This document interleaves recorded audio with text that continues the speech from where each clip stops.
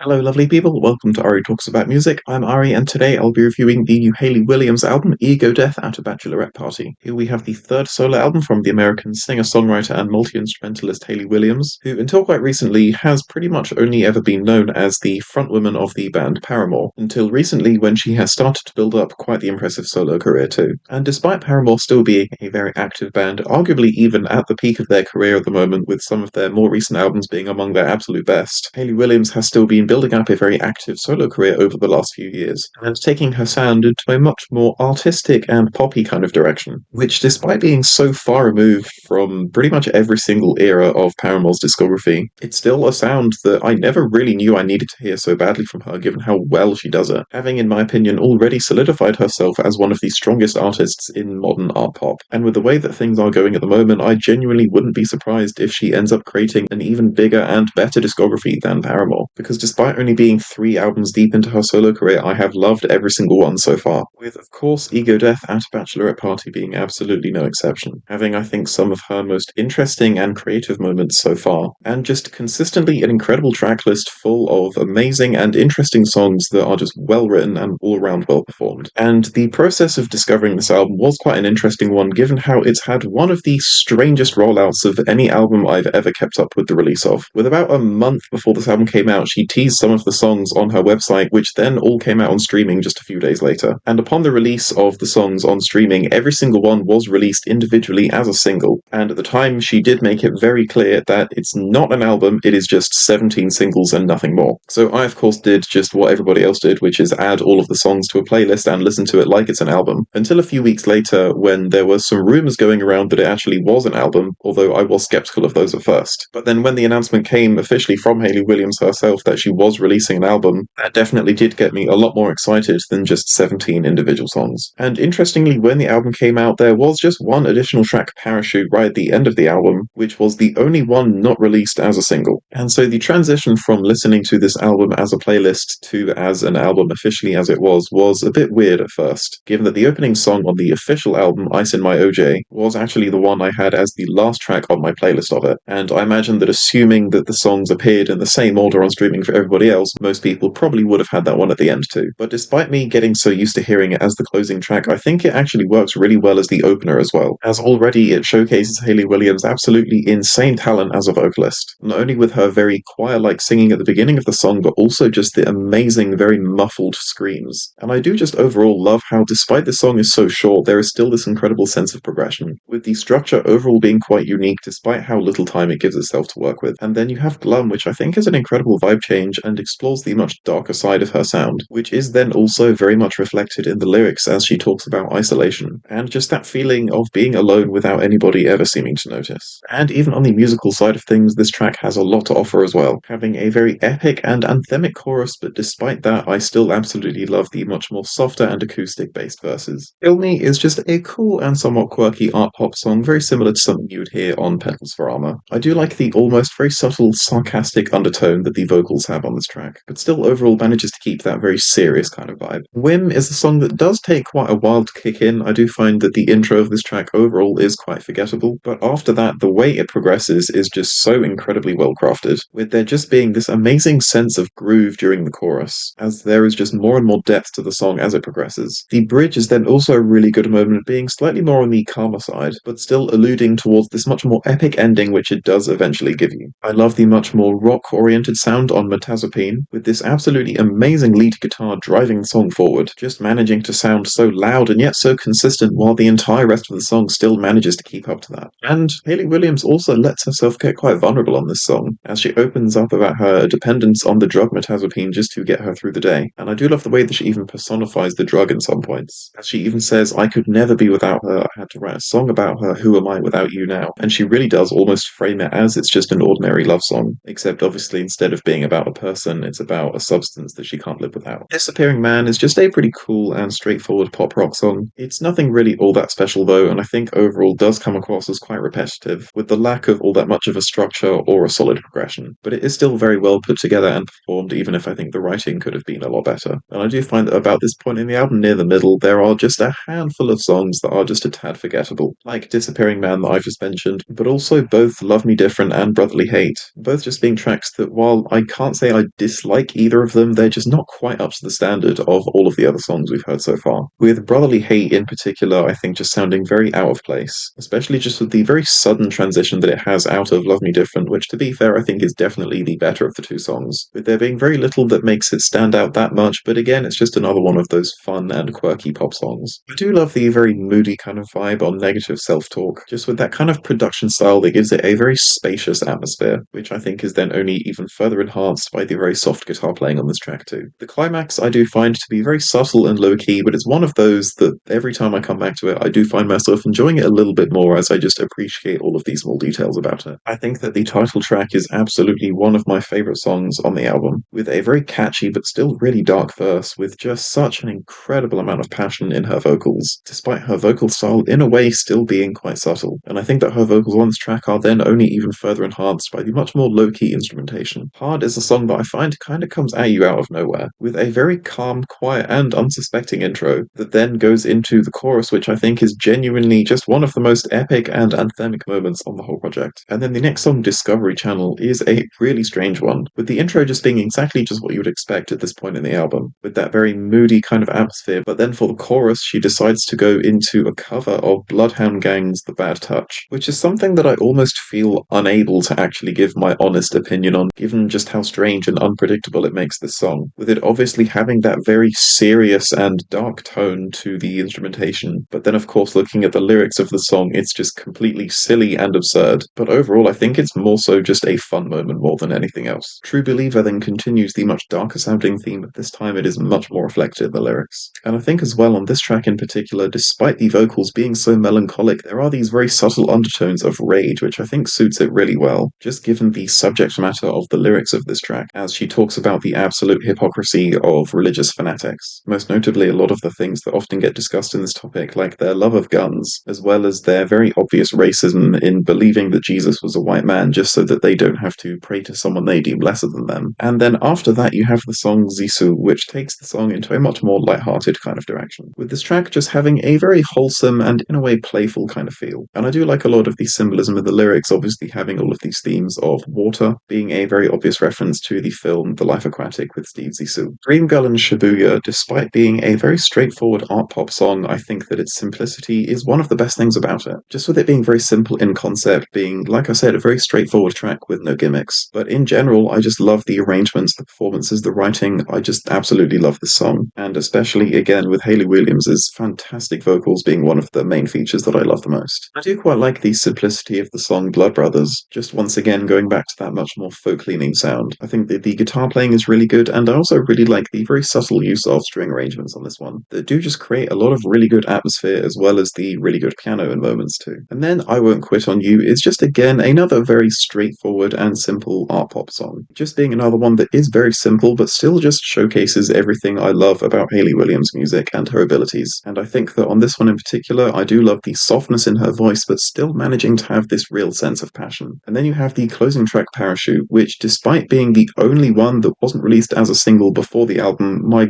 god am I glad this song exists, because it might just be my favourite song on the whole project. Just being one of the absolute loudest and most passionate moments, not only in terms of the vocals but the instrumentation too, with these absolutely fantastic guitar licks, especially during the chorus, that again that only managed to make the vocals sound that much more passionate. And despite it being such a massive vibe change from many of the styles on the rest of the album, I think that it just being at the end of like that works so well. And so overall, for an album of this kind of length, especially one that is as straightforward as this one, I think that there are maybe just a handful of songs in there that could have been cut from the track list, but I think that on the whole there are still easily enough absolutely incredible moments to carry this album and make it, I think, one of Hayley Williams' absolute best solo albums so far, with this album even besting many of the albums in the Paramore discography as well, just with the insane amount of creativity both in the writing and the performances, both of which consistently being so incredible and showing off everything that Hayley Williams is so good at, which is why I'm giving this album an 8 out of 10. Thank you so much for watching this review. Please be sure to listen to this album yourself and tell me your thoughts below. Please leave a like if you liked the video, and please leave a dislike if you didn't like the video, and remember, stay hydrated.